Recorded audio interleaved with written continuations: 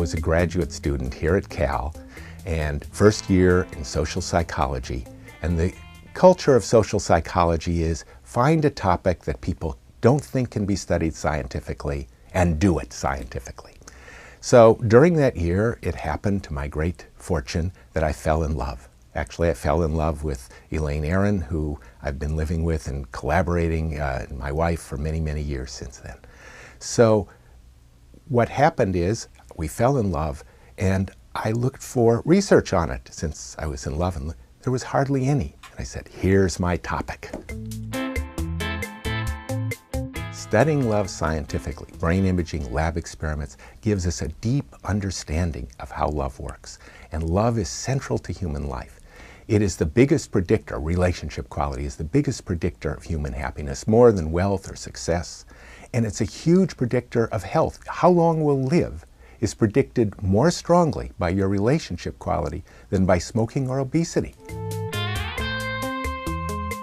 We're confident that this procedure of answering 36 questions that gradually get more and more personal, that both people answer, as well as a few other items in there like saying what you have in common, things you like about the other, that when you do these things, you're going to feel closer to the other person.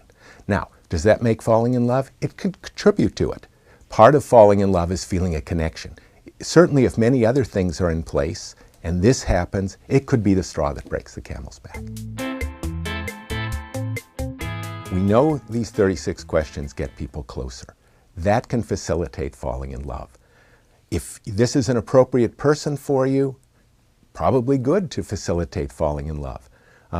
If they're not, though, you have to be careful. They could reject you. They could not be a good partner for you. The relationship research I've done over the years that I'm proudest of, the earliest one is what we call the arousal attraction effect. If you run in place for 10 minutes or you're on a scary bridge and you meet a reasonably attractive person, you say, oh, I'm feeling attracted to them. A second one is when you're in a long-term relationship after a few months, doing things that are exciting, challenging, novel with the partner sort of reinvigorates that sense of love and excitement.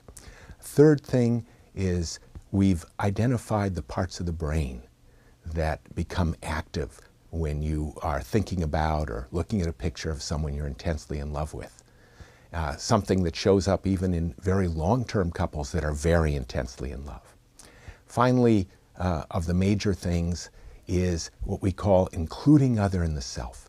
When you're in a close relationship with someone, they become part of who you are. If, just like when a mother has her child injured, she feels it physically. This is true in all close relationships.